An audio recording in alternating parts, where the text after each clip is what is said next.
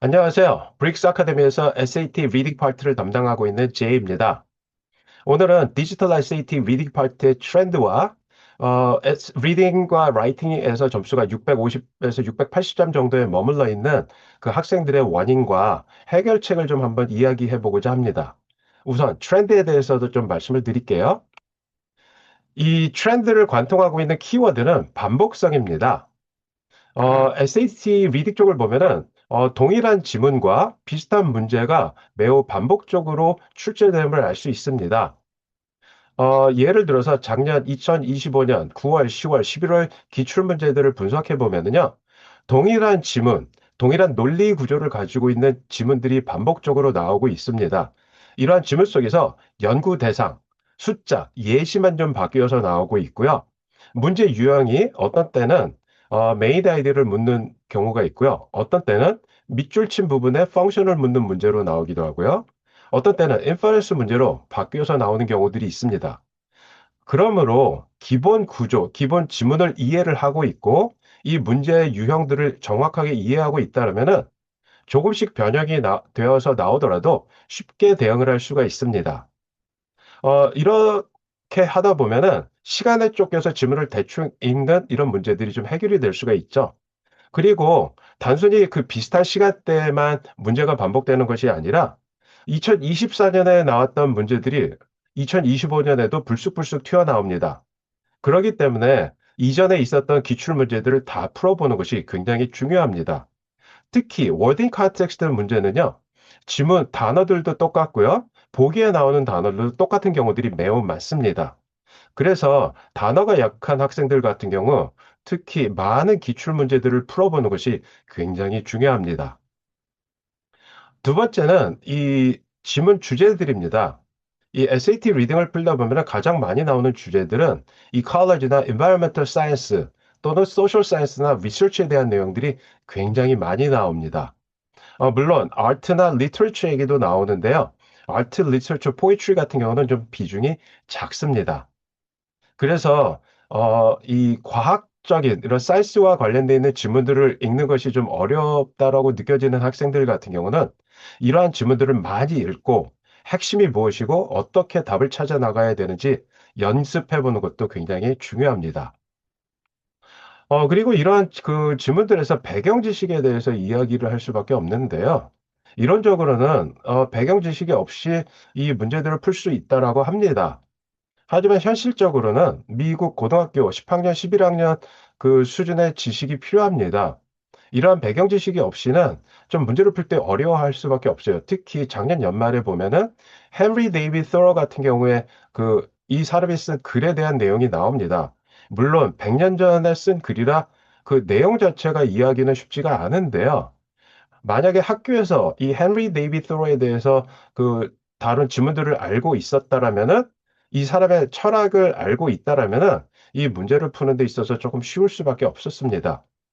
그래서 그 고등학교 10학년, 11학년에서 다루는 지문들, 특히 코로나 시절이 지나면서 많은 지문들을 안 읽어본 학생들이 많습니다.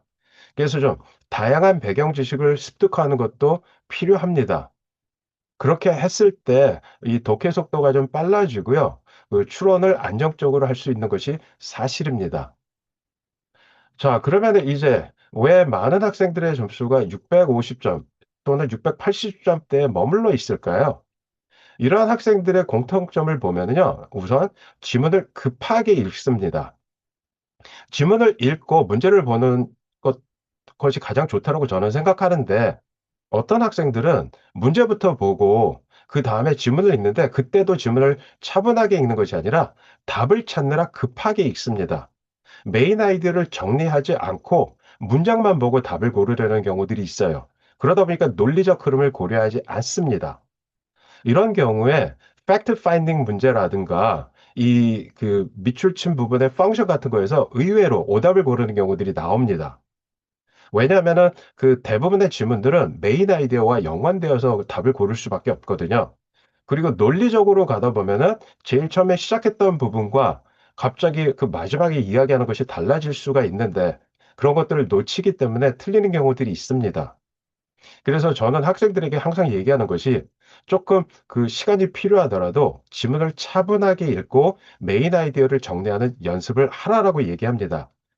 이것이 연습을 통해서 그 반복적으로 될 때 지문을 좀 빨리 읽을 수 있고 정답을 더 확실하게 고를 수 있어요.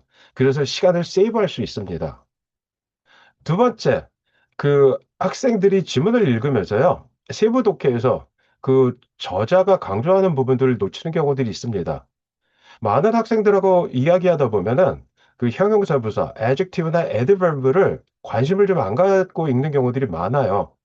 모든 형용사 부사에 대해서 관심을 가질 필요는 없지만 그 저자가 강조하는 형용사 부사들이 있잖아요.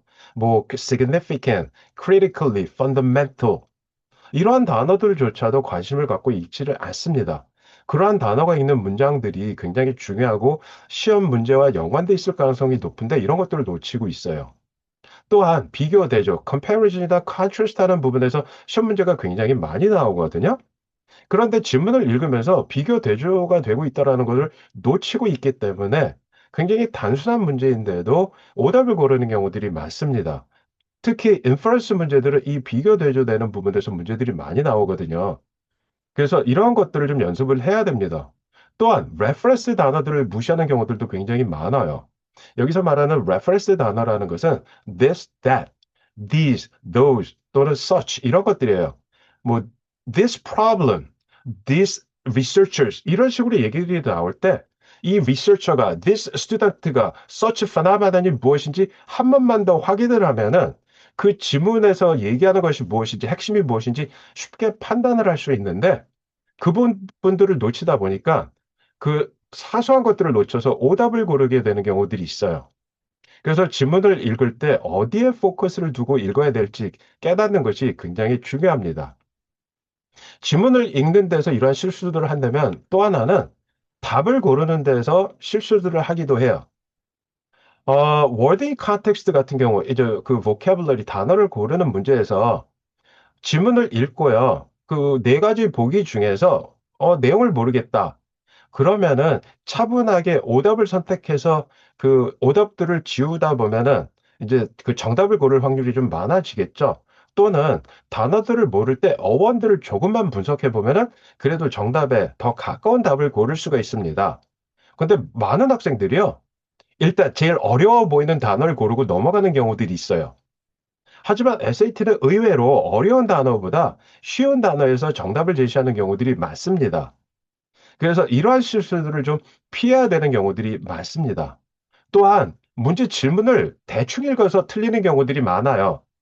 이제 그 에비던스 문제들을 볼 때 다음 중 어떠한 그 정답이 위의 것을 서포트하는지 또는 weaken하는지 뭐 강화를 하고 있는지 또는 약화시키는지를 묻는데요. 특히 어디서 많이 틀리냐면은 weaken 약화시키는 보기들을 고르라고 할 때 많이 틀립니다. 왜 그럴까요? 학생들이 문제를 끝까지 읽질 않고요. 당연히 이거는 서포트하는 내용을 찾을 것이다라고 생각을 하고 답을 골라서 그래요. 그런데요. 그러다 보면은 두세 개의 정답이 다 서포트를 하고 있으니까 답을 고르기가 어렵잖아요. 그러면 '혹시 이게 위큰이 아닐까?'라고 보기 그 질문을 다시 한번 차분히 읽어 봐야 되는데 그 과정도 생략을 합니다. 그러고 시간만 낭비하고 있는 것이죠. 그래서 저는 학생들에게 제발 문제 좀 처음부터 끝까지 읽어라. 그리고 보기를 고를 때도 정답이 A나 B일 경우에도 C, D까지 좀 정확하게 끝까지 읽어 봐라. 그러다 보면은 실수를 줄일 수 있는 그 가능성이 높아진다라고 얘기를 해요. 또 하나는 과잉 추론을 하는 경우들도 있습니다. 이 얘기는 뭐냐면은 SAT에서 요구하는 그 추론이라는 것은 inference라는 것은 지문을 바탕으로 한 단계만 더 나가라는 것이에요. A와 B가 있는데 A가 키가 더 커. 그러면은 우리들이 추론할 수 있는 것은 B가 키가 작다라는 것이잖아요. 근데 많은 학생들은 어 답이 이렇게 쉬울 리가 없어. 그러고 그 문제를 지문을 꼬기 시작합니다. 그리고 두 단계, 세 단계 추론을 하기 시작해요. 그러다 보면은 오답을 고르게 되는 것이죠. 그래서 이러한 과잉 추론도 좀 피할 줄 아는 그런 연습이 필요합니다. 다음의 것은 한국에서 공부하는 학생들보다는 미국에서 태어나서 미국에서 공부하는 학생들한테서 많이 나오는 건데요. 한국에서는 이런 걸 배우죠. always, never, every. none. 이렇게 강한 단어는 정답일 확률보다 오답일 확률이 크므로 답을 고를 때 조심하자라고 얘기하는데요. 미국에서 태어나서 자란 교포 학생들 같은 경우는 이런 얘기를 못 들어봤다라고 하는 경우들도 많습니다. 그러다 보니까 이런 그 보기들을 의심하지 않고 고르는 경우들도 있어요. 그래서 이러한 부분들도 다시 한번 깨닫게 돼야 되고요. 또 하나는 지문에 나온 단어가 SAT에서는 정답으로 나오는 경우는 극히 드뭅니다. ACT에서는 지문에 나왔던 단어가 정답에 나오는 경우들도 있는데요. SAT에서는 지문에서 뭔가 concrete한 뭔가 구체적인 단어가 나왔다라면은 그 정답에서는 좀 그 abstract한 좀 포괄적인 단어로 정답이 나오게 돼 있거든요.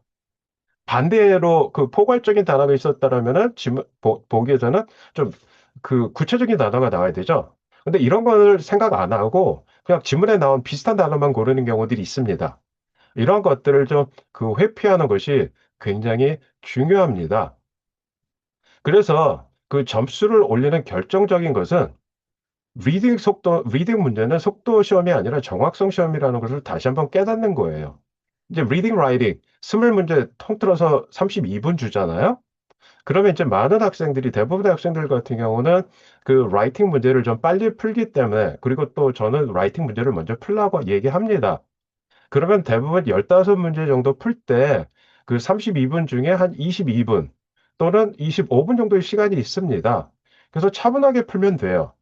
시간을 뭐 일찍 푼다고 해서 추가 점수를 주는 것도 아닌데 많은 학생들이 너무 급하게 문제를 풉니다.